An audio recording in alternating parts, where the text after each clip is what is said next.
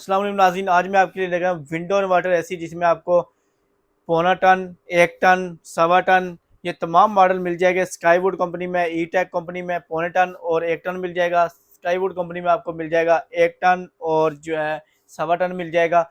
बिजली बहुत ही मुनासिब लेते हैं। स्टार्टिंग में ले रहा है 3.5 एम्पेयर, रनिंग में 2.5 एम्पेयर है और रिमोट कंट्रोल के साथ है। इन्वर्टर टेक्नोलॉजी में हीट इसमें जो है आपको डिफरेंट ऑप्शन मिल जाते हैं, डिफरेंट इसमें आपको जो है फंक्शन मिल जाते हैं। तो अगर आप परचेज करना चाहते हैं, इस्लामाबाद, सियालकोट और लाहौर में हमारी ब्रांचेज हैं। अगर इनके रेट की बात की जाए, पौना टन मिल जाएगा आपको 95,000 रुपये का।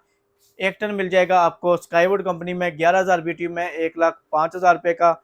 और ई टेक का मिल जाएगा 1 टन आपको 1,12,000 रुपये का।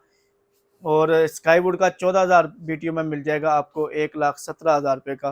तो अगर आप ऑनलाइन ऑर्डर बुक करना चाहते हैं तो नंबर नोट कर लें 0301217508, 030294000101।